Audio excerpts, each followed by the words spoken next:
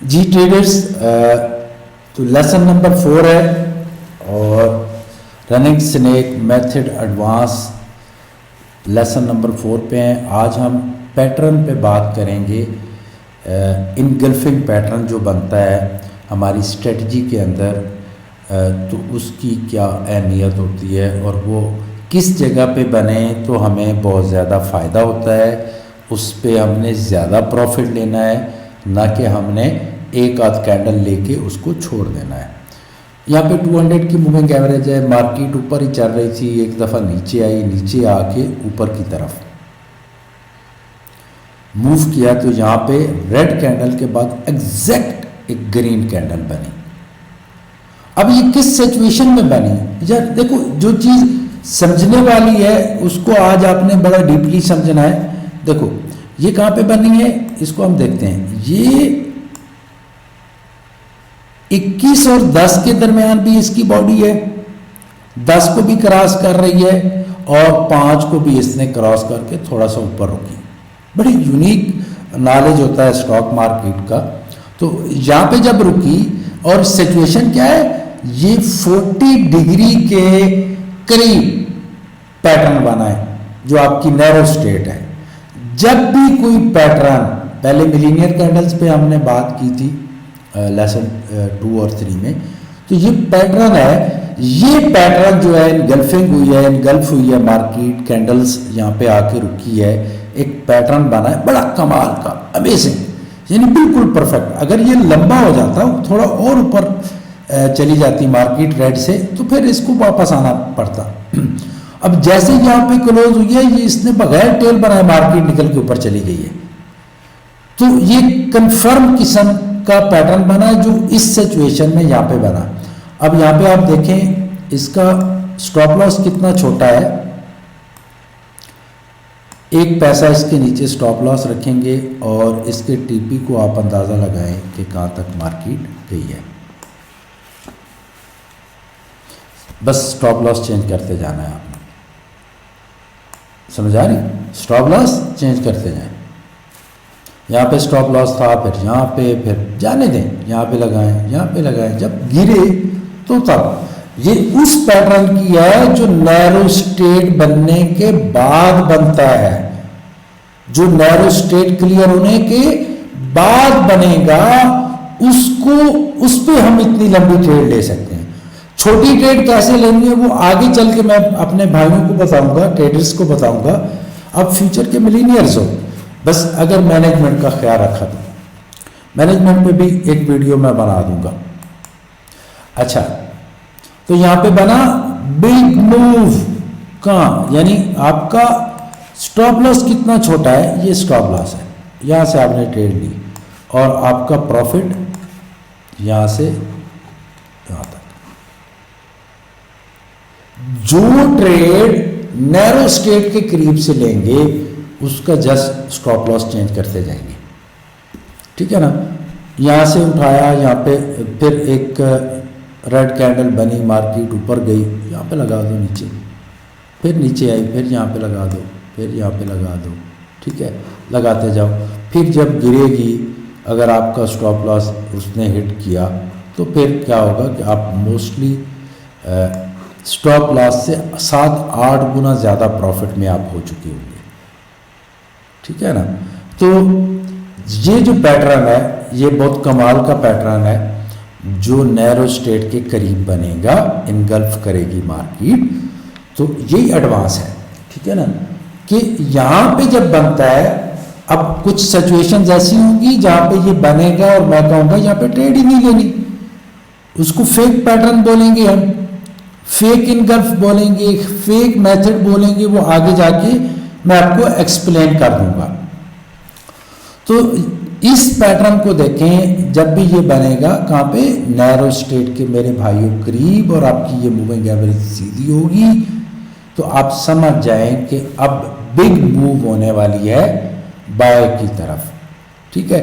जो narrow state के करीब मिलीनियर कैंडल बन जाए, नैरो स्टेट के करीब पैटर्न बन जाए, और पैटर्न की सिचुएशन कैसी होनी चाहिए, 21 और 10 के दरमियान में बने पैटर्न, मूविंग एवरेज करीब हो, जब भी करीब मूविंग एवरेज होगी और मूव होगी, जैसे यहाँ पे ये करीब थी, यानी बिल्कुल मिली हुई थी 10 की और 5 की, ठीक है, यहाँ पे करीब थी तो मार्केट बिग मूव कर गई, ठीक है ना दोस्तों।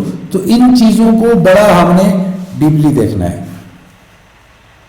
अब यहाँ पे देखें दोस्तों, यहाँ से इसने मूविंग एवरेज यहाँ पे क्रॉस हुई, यहाँ पे रेड के बाद ग्रीन कैंडल बनी और कहाँ पे थी, नैरो स्ट्रेट के करीब थी।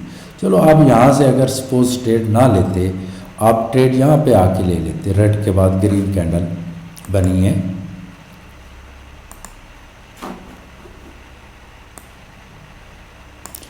ठीक है।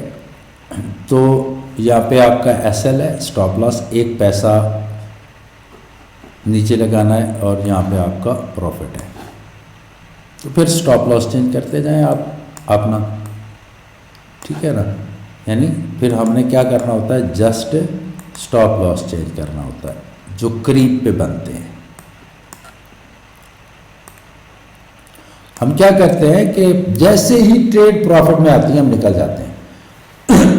अब मोस्टली अच्छा देखो, अगर आपका एसएल हिट होता है तो एक कैंडल का एसएल हिट होगा ना, जस्ट 1 कैंडल 3 मिनट्स की कैंडल,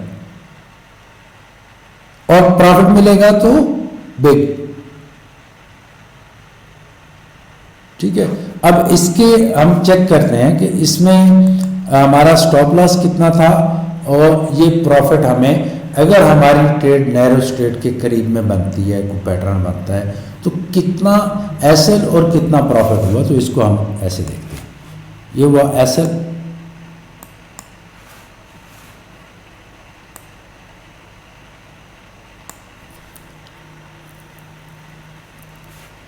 और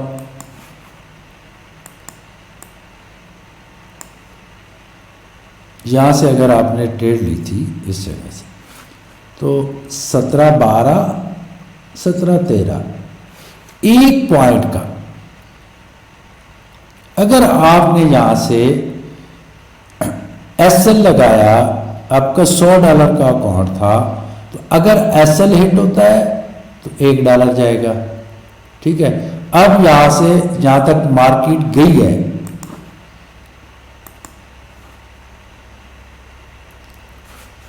1713 से 1718 तक, तो आपके पास $5 आने थे, यानी 5 गुना ज़्यादा प्रॉफिट आप ले सकते हैं।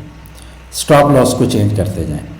जब कभी मार्केट ज़्यादा मूव नहीं करती तो कम से कम आपका लॉस ना करे। आपने यहाँ पे स्टॉप लॉस लगाया हुआ था दोबारा, ठीक है, मार्केट यहाँ से नीचे आ गई, ठीक है, तो कोई बात नहीं, आपका कुछ नहीं गया, अब फिर भी लेवल पे निकल गए। लेकिन अगर कमाल का कोई पैटर्न, लीनियर कैंडल्स, ये एक साइन भी था आपके पास, लेकिन यहाँ पे नैरो स्ट्रेट क्लियर होती है इस एरिया में, तो यहाँ पे जो बना इससे हमने ट्रेड ले ली।